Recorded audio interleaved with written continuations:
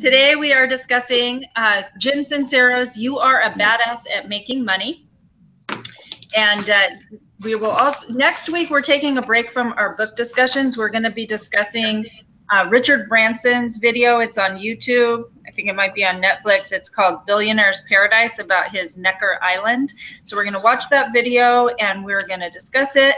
And then the following week, we are going to surprise one another. We're each going to choose a millionaire or a billionaire, somebody rich and inspiring, and read their biography. And then we're going to come back together and share what we learned about that person and about their life.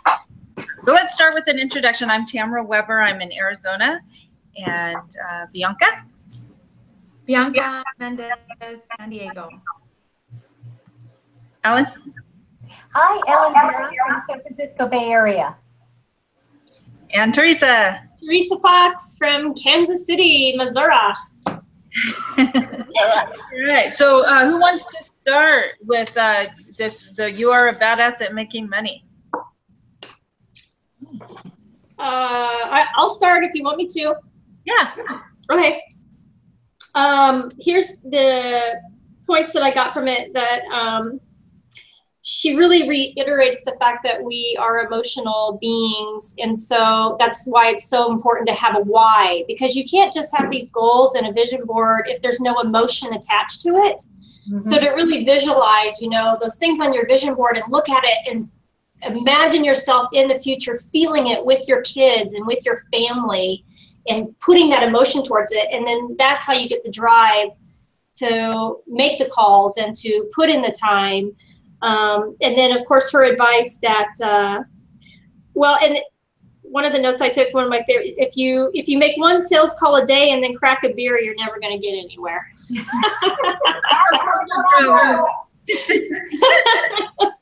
I can't imagine. And then, of course, she talks about how you hire the mentors.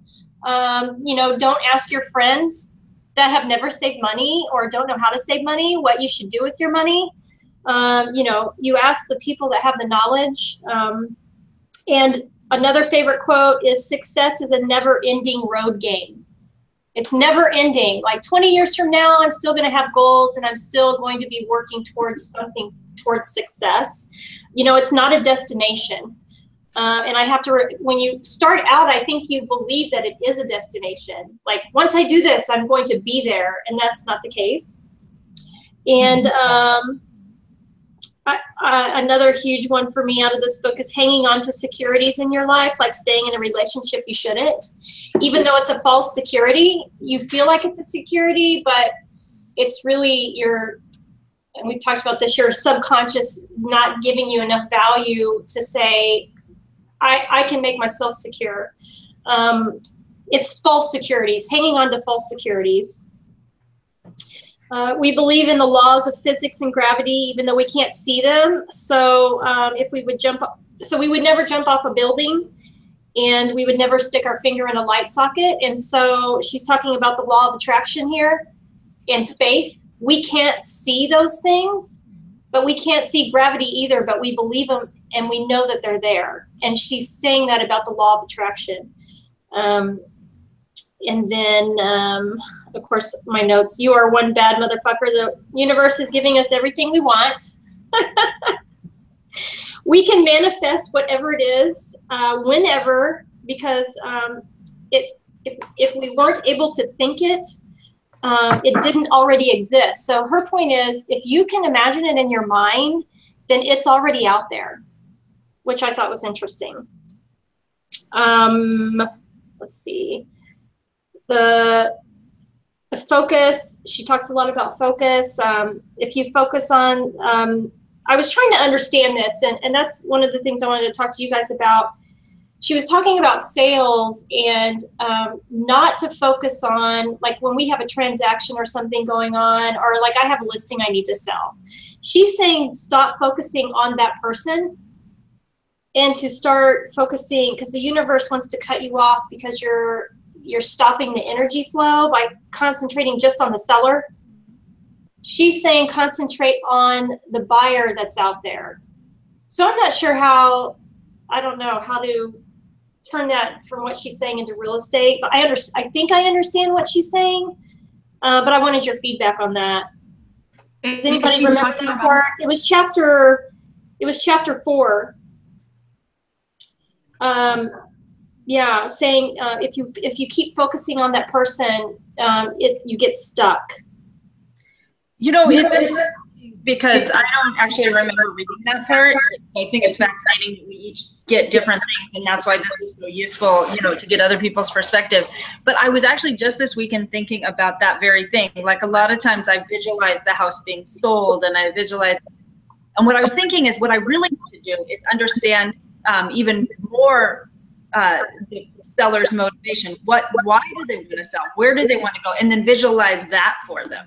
You know, if they want a smaller house, visualize them moving into that smaller house. If they, you know, want to be closer to family, visualizing them living closer to family, that type of thing. Right, right. Okay, that makes sense. That makes sense. And then, of course, she talks about what I charge tells the universe what I'm worth. Ooh. Yeah, that one's deep. And then another one I love is she says to take cash, and I'm not sure we should put this on the internet, but I'm going to say it anyway, and you store it all over your house so you get used to money being all around you. Yeah. I thought, well, that was kind of a cool idea. Let's see. And then the other one, which I actually did this, and I believe 110%, is throw yourself in the fire.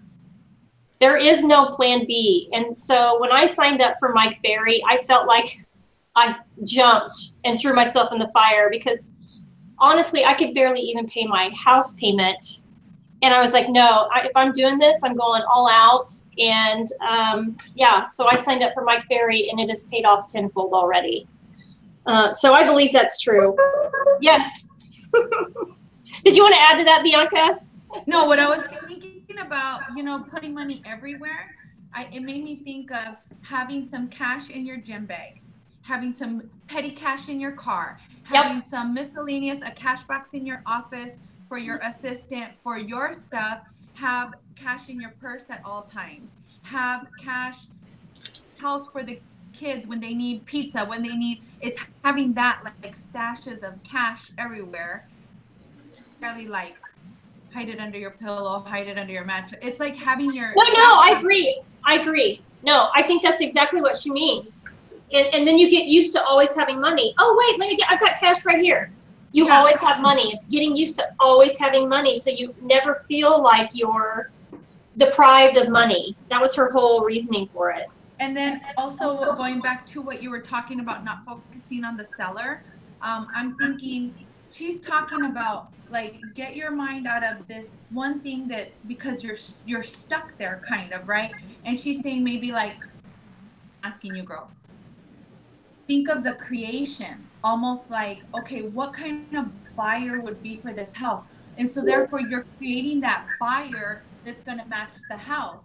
Just like you're visualizing, like what Tamara said, that you're visualizing for the seller. So it's not staying stuck there, because sometimes stuck, like when you get overwhelmed or like you don't know where to go. I just cleaning out my office, like got stuck. Like I don't know how many times I had to go back and like pray, right? Help me God get through this, you know, like stupid stuff, like making a decision, what color paint am I gonna paint my office, you know what I mean, stuff like that. But bottom line is don't get there, right? Go to the next step or the next level to put it together. I don't know, that's what I'm thinking. Do you think that makes sense? That makes more sense. Yeah, because I was trying to figure out what exactly she meant by that. But that, I mean, your feedback, I agree with both of you on that. Another, I think one thing that I've listened to this book before, and you know how you get more out of stuff every time you listen to it. And I think I finally figured out my hang up with making money. This is the way I was raised, and my family still feels very strongly about this. You're either a good person or a rich person, and to be a good Christian, and you don't make a lot of money. you're not a good Christian if you make a lot of money. Because you're being greedy. That's the way my family believes. They believe you're being greedy if you, and so I seriously have that in the back of my mind, and the disapproval of my family. Like if I were to get a really expensive car, they will be totally judgmental about it. Mm. So Wow. That's a big hang up. I know. Because that's a double whammy. That's not only do you not want to be a bad person, you don't want to have money because that means you must have done something bad to get it. Right. You want the esteem and love of your family, and you don't lose that. I know. Oh my God, what if you become the wealthiest woman in Kansas City, Missouri, and your family's like, who are you? Not what if, when. Or who do you think you are? You know what I mean?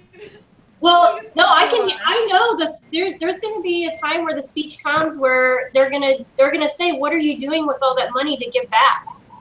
I just know, and so that's going to hang. And I've actually struggled with that. I have thought when she said that, I've actually thought about this. I mean, because I look at pastors and stuff, and I'm thinking, he drives a Bentley, you know, and I thought, does he really? Does he? But I've also seen where really good people have made a lot of, for example, Mike Ferry. Look how many people's lives he changes every single day and touches.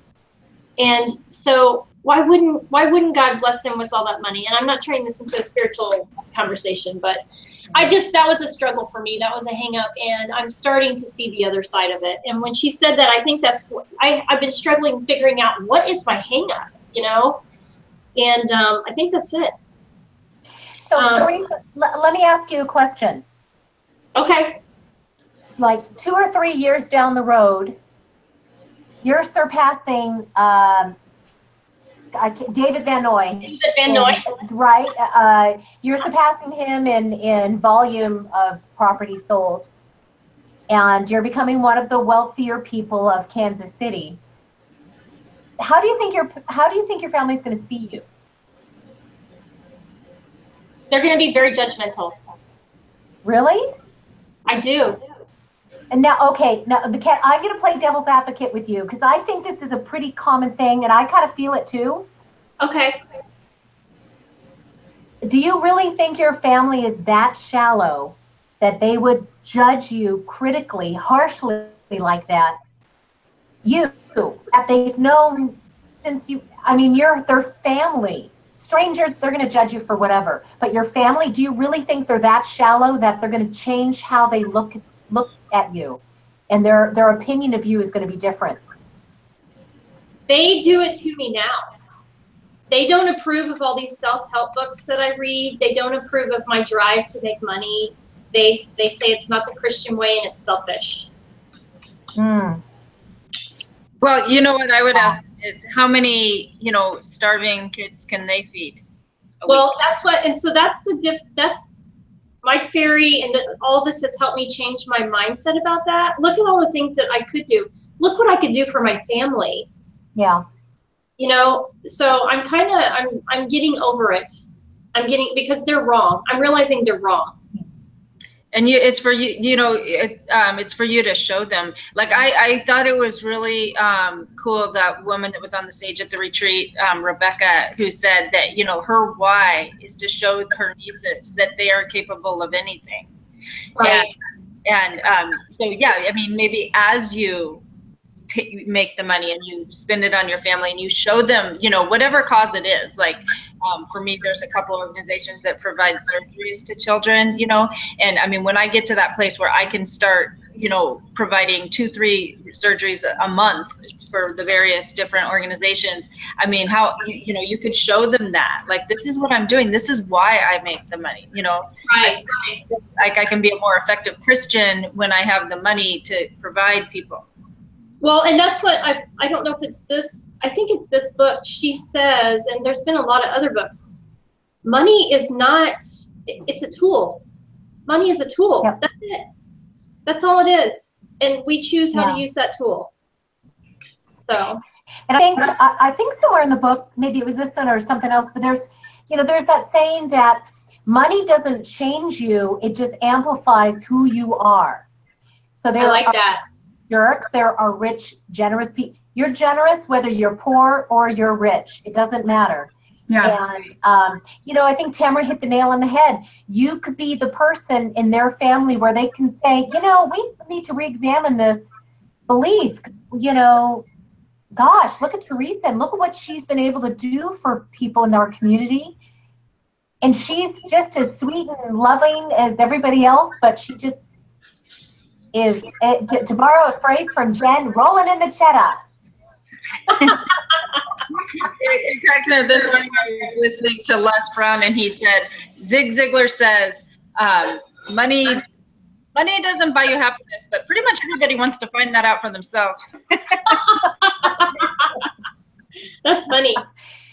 So Tamara, I think you're right. I think Teresa, one of the best ways she can overcome this is to be the good example that they can turn to say, you know, we used to think this, but now look at Teresa and look at what she can do. And look at how much, well, they're not going to say look at how much money, but, you know, look at where she's a successful business person, and she's completely different from what we thought she was. She's still the same sweet person. Right. I'm just going to be the same person, just driving a really nice car. Yes, and being able to be generous with people in the community, being able to. Yes. I don't want your shoes on the mink on my Rolls Royce floor. Okay. Take your shoes off. Hey, another thing too I was thinking about is that, you know, we attract what we think about. And if you keep thinking that they're going to be critical of you, you're right. That's what you're attracting, right? So how about not meditate and pray on, first of all, you love and approve yourself, and that you accept your humility, and that you accept your drive, and you admire your own drive, and you're proud of yourself for where you've come. And then say that they're going to be happy for me, they're going to encourage me, they're going to support me, they're going to love me no matter what, so that you're putting that out there. Like I was this Saturday, I was a little bit, I wanted to go to the gym in the morning, which I always do on Saturdays, but always have these things where he didn't want me to go like on the weekends. You know, it's like, okay, do I ever get to wake up to my wife? You know what I mean? Sure. And I was starting to think, he's going to get mad. And I said, stop. No. He loves me. He loves me. He encourages me. He supports me. And I heard that he had gotten up right before I left. And I went up and I gave him a hug and I gave him a good morning kiss. And he was happy. I said, okay, I'll be back in an hour. He said, okay. And it was good. This shit in my head. Right. I had to recognize it and stop it, even going there. But my attitude is going to be a reflection of that, right? So you have to love and approve of yourself first. I have to love and approve. It's okay. You know, today's my leg day. I'm going to work out. It's going to be for the benefit of me and the family. I have strong legs until I'm old, you know, whatever. And he's going to love and encourage me and support me. You know what I mean? And so, right? Yeah, absolutely. It goes back to mindset. It goes back to what you're telling yourself. I don't want to keep going on my notes. I think I've taken like the whole time. Who does other people have? Because I take notes all throughout the book. So. Well, I think one of the things that you talked about is the why. And I know, like, for myself, I used to actually try to get people to participate with me in Why Wednesday, you know, like revisiting our why, and nobody ever did, but that's okay. But I used to write out my why, but it was always related to what I could do with the money, you know, pay for college, home improvement projects, take trips. What I realized is that that's not my why, that's my what I want to do with the money. And so actually I did, I think I was inspired by a couple different sources to really figure out what my why is. And it's actually pretty spiritual. It's kind of personal. I don't really want to share it right here, but I mean, I'll definitely share it with you guys like offline. But it has to do with, you know, giving back to God, and the universe, the higher source, you know, all that I have to give.